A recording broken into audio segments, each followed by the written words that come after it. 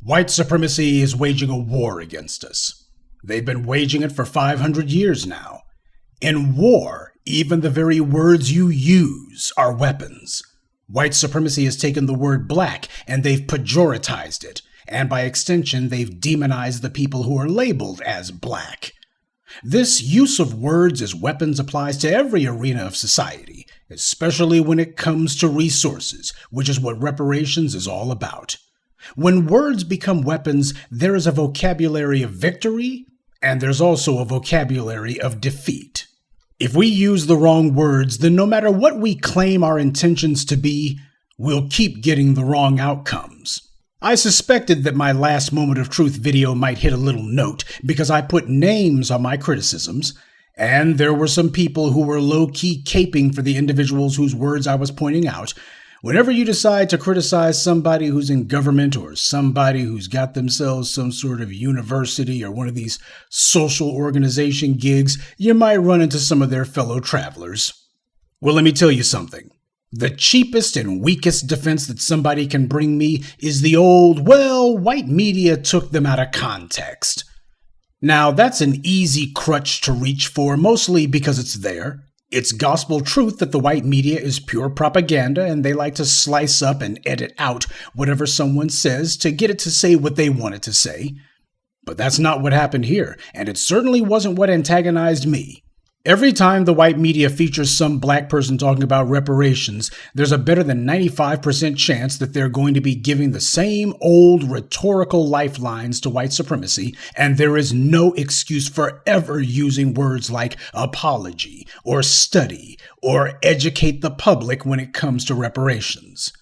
Everyone already knows our story. Hell, they mock us for it. The people I criticized made it excruciatingly clear where they stand and what they think. And they already knew better when they did it. Now, if these people are truly taken out of context, then rather than send their chorus of online flunkies to whine on their behalf, what they need to be doing is stating loudly and clearly what they allegedly really meant. That they understand that what they had said was wrong, and that they're not going to fall for that trap in the future of using defeatist words. Once you know the right words to say, you're supposed to use the right words. You cannot tell me that someone is on the same side as us when that person says exactly the opposite of what we say. Unfortunately, some of us get hypnotized just because somebody merely comes along and says a couple of words about reparations or black empowerment or chattel slavery. For a lot of us, that's like catnip. All they got to do is drop one or two bits of good-sounding lingo and basically they'll be able to lead you around by the nose. Now, I've told you about that. People understand fully well when it comes to black people, all they got to do is just use one or two right words and they'll bait us in, they'll lure us into the trap. What was done to us was the greatest crime in human history, which has incurred the greatest debt in human history. And when it comes to paying your debts, you don't let the debtor decide what he's going to pay. You tell him what he's going to pay, and you don't do it in a way that doesn't make sure that he has to cough up something that hurts him. Anyone who allegedly is on the same page as us has no excuse for not knowing this. We've made it clear for years what kind of vocabulary is acceptable and which is not. So when you have someone who, despite knowing better, insists on using words meant to give the white supremacist an out, I'm not going to cut them any slack. They're in the wrong, and it's up to them to admit to their mistake, admit it was something they shouldn't have done, and to come correct from now on. Anything else is, at best, excuse-making, and we've made it clear we're not accepting excuses. When someone owes you, you don't accept a substitute for payment. Remember the movie Goodfellas? Ray Liotta explained that for the mafia, they didn't care what was going on in your life. If you owed them, you paid, and you better pay in full or else. Your business burned down? Screw you, pay me. Your kid died? Screw you, pay me. And that makes sense, especially when you're dealing with the most evil, corrupt, dishonest, psychopathically racist group of people in human history. Because if people feel like they can give you an excuse instead of the payment that you're owed, if they feel that they can just put you off with some sob story, or just refuse to pay altogether, then that's what they're going to do. They'll ignore you, or give you some tall tale that's clearly a lie. And when eventually they come out and just say that they never intended to pay you because you allowed them to play you for a fool for so long, they're going to expect you to just accept that and leave empty-handed. And these so-called experts that I was banging on Friday, they're running the same game. Problem for them is we're not playing along. The government owes us money, and they will pay it. No excuses. There's a worldwide pandemic. Screw you, pay us. There was an insurrection at the Capitol. Screw you, pay us. There's a war in Ukraine. Screw you, pay us. I'm not accepting any excuses, and I'm damn sure not accepting an apology. These bootlicks keep talking about accepting apologies because they want to stay in the good graces of the dominant society, and they simply can't understand why we don't care what these white supremacists think about us. Well, as Dr. Claude Anderson said, this isn't about loving everybody, it's about getting ours. This is not about making sure everyone is pleased with us after we force them to pay what they owe us. The entire country is happy seeing us at the bottom because there's a racial hierarchy in place.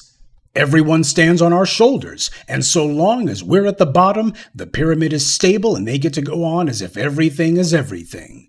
It's why we see so many of these non-white groups who the moment they get here, they immediately begin taking an anti-black racist line, and that includes most of the Caribbean and African migrants as well. Just like the dominant society, these buffer groups are excruciatingly aware that the crumbs they get depend on whether the racial pyramid remains in place. The interests of white supremacy have become the interests of the buffer groups as well, and that means we must be forced to remain at the bottom. But when we threaten to change the balance of power, then they all get angry with us because we're threatening their guarantees. That's why you always hear me repeating that little saying that white supremacy is a system of goodies, giveaways, but most of all, guarantees. Things that the dominant society and these buffer groups are handed just because. And these sniveling bootlicks, they understand that when we force this unjust evil status quo to change, well, the dominant society, who they're so desperate to stay in the good graces of, aren't going to be happy with them. They're not going to be able to go to work or whatever government job they got or whatever circle of friends that they're hoping to have, and things are going to be the same. They know, oh, there's going to be tension in the room, and it's going to be because of you guys. You should have just given these people an out. You shouldn't have forced them to. And these bootlicks are scared that these white supremacists won't allow them to hang around anymore. But Dr. Claude Anderson warned us about how these Negroes we see on TV, or who the white media likes to mention so much, they're almost always trying to start some sort of consulting business. And that's because most of them have no real skills. They can't make money in the tech sector or heavy industries or even intellectual property, so they're all trying to start some sort of half-baked consulting business. I told you about how nigga Jim Clyburn's daughter is doing that hustle. The fool who's talking about how the city of Berkeley needs to have some sort of consultant who's going to educate the public, this is somebody who's dreaming of getting out of Berkeley and going to Sacramento. That way they're going to propose that the state hire a consultant for a state initiative, and since these bootlicks are always looking for a consulting gig, I'm sure they know just the right person for the job, right? And then this person will be auditioning for a job in D.C., where they'll propose another consultant be hired to conduct a study on reparations. Look at the history of slavery and the endemic racism that black people have suffered ever since. We need a study so we can educate the public. And I'm sure they can think of the perfect name for this study. Why, they should call it H.R. 40, as in 40 acres and a mule. Get it? Hardy har har. This is why consultants is a trick bag. We can't leave our power up to chance. When it comes to fighting for justice, I don't want a fair fight. I want that fight as lopsided in my favor as possible. The good guys must win. We don't allow consultants to speak for us. A consultant is somebody who's simply trying to get their money and hit the door. They don't want to make anyone upset. And when you're talking about the balance of power, of a necessity, a large group of people are going to be upset, especially if it's the majority who have been living off of that unjust system. We don't need some reparations consultant. We need a reparations advocate. The only person who anybody should be talking to is whether or not we're going to have an advocate for reparations who goes ahead and structures how the payouts are going to work. These bootlicks are advertising that they'll toe the line for white power. That's why Cedric Richmond used his Twitter page as an advertising space to advocate for everybody except for black people who he's supposed to be serving in his district. He was going so overboard as to make a total fool of himself, but his mindless shilling had the desired effect. Some white Democrat power brokers in D.C. felt that he would be a reliable tool, so they gave him a White House make busy work job. Don't fall for that trick bag and that trick talk, family. We don't need a conversation about reparations because there's nothing to talk about. We were enslaved, and we have been singled out for physical violence by the state and targeted for directed extreme economic deprivation ever since. So what's there to talk about? What are we going to discuss? We don't need a conversation. We need compensation. You want to call yourself having a reparations conversation with black people? Then cut the check, because in the real world, money talks. Everything else has 4 feet. Notice how when these shills and bootlicks talk about having a conversation, it never goes to money. We never get to the part about cutting the check. We never get to the part about money changing hands. The money is what should be doing all the talking. Instead, all we see is these experts slamming their gums. When it came to the Native Americans, to Jewish Americans, to Japanese Americans, and now even to non-citizens like the Ukrainians, you never see anyone saying, we need a national conversation about aid to Ukraine, or we need a national conversation to educate the public on the history of Native Americans before we can do any tax-free Indian casinos. There's never any talk about how there has to be a conversation first, or some consultants need to be hired so they can educate the community members about the history of this or that group, as long as they're non-black. See, with all these non-black groups, that kind of talk never comes up. Instead, it's just hand over the money, no conversation required. Now compare that, on the other hand, with sellout trash like Eli Mistal and Kamal Bell and Mark Lamont Schill when they were attacking Bill Cosby. Oh, they used words like conversation, all right, but they made sure that they clearly defined conversation as being just another way of saying hard prison sentences. Oh, we need tougher prison sentences. We need to make sure that these black guys, these rich individuals like Bill Cosby, we're not going to worry about any of those other rich white guys, just this one here. We need to make sure that they can't get their neck out of the noose next time, even if it means violating the Constitution. See, some white liberals put these clowns up to that one, and they obeyed because that's what bootlicks do. And so do these phony reparation experts. They know who brought them to the dance. No black person who truly is with us should need anyone to tell them what words are acceptable and which are not when it comes to reparations. Nobody accidentally uses words like apology when talking about reparations. Everyone knows that word is exactly how you derail reparations. Every time we allow someone to use weasel words and trick bag language like apology and conversation and consultant and educate the public, we're allowing them to take us farther away from the goal, and that is to force the bastards to cut the check. Talking about apologies is that stupid shea butter black feminist touchy-feely crap. They need to see how much we hurt. Don't they know how much they've hurt? We're human beings. You think this is about getting sympathy from these white supremacists? No, but they just want the white supremacists to look at them and give them a pat on the head. The psychic benefits of having these white supremacists look at them and say, well, maybe we were rough on you, to them, that's more important than gold.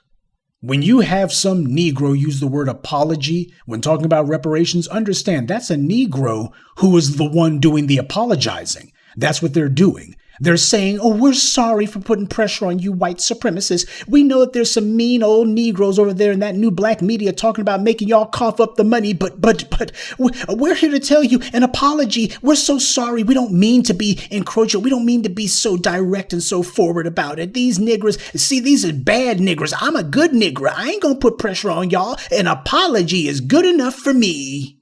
See, these bootlicks, they're the ones who are apologizing. That's why they use that word, because they're the ones apologizing, because they couldn't stop us from forcing reparations into the national discourse and making these white supremacists angry with them.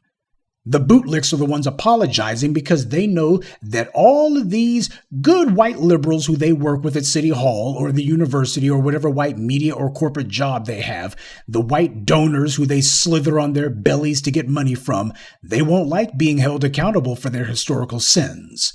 And they won't like being held accountable for the crimes they've benefited from for so long. So when you hear them say apology, that's just the bootlick's way of saying, Massa, I'm apologizing to you that these bad Negroes are about to take that money you stole. But don't you see that some of the stuff you did was little means, those? If you just say you sorry, why, that we could get these bad Negroes and the new black media to back off you. Just if you would say you were sorry, that'd be good enough.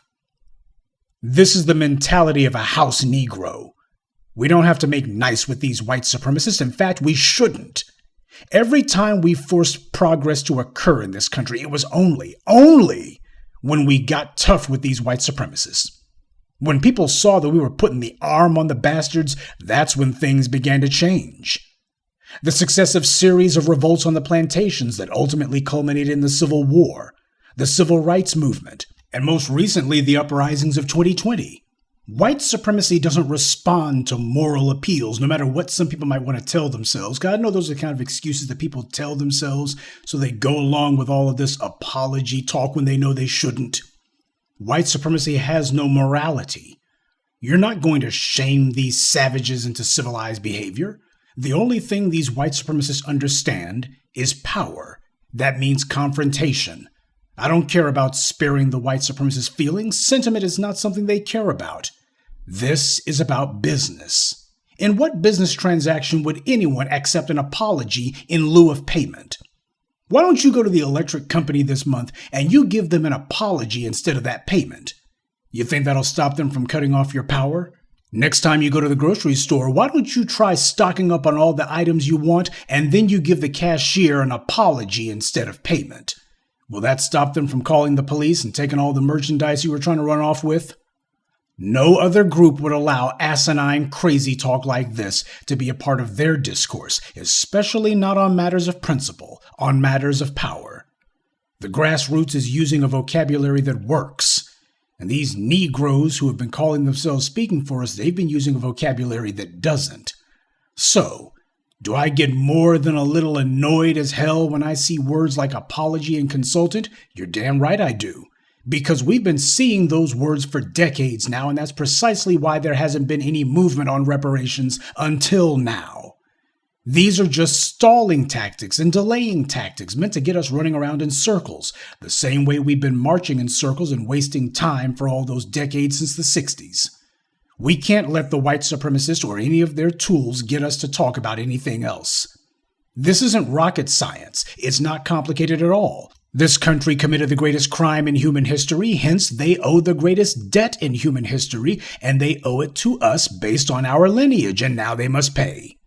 The only thing we have to talk about is how much interest is getting added on every day. We must make sure that the only place that any talk goes is straight to the bank. That's not word policing here. This is message discipline. That's why I'm so strident about this, so uncompromising. There's a reality to being the advocates for an oppressed people. And that reality is you do not think your way to proper action. You act your way to proper thinking. So let it be known, when it comes to talking about reparations, when it comes to talking about what we are owed, I don't care whose feelings get hurt. There's a way to talk about reparations and there's a way not to. And you better believe that the way to talk about reparations is going to be strictly enforced. Oh, and for the people who got their noses a little bent out of joint because they didn't like what I said or didn't like how I said it, I'm not going to change one syllable, not even one letter of what I've said.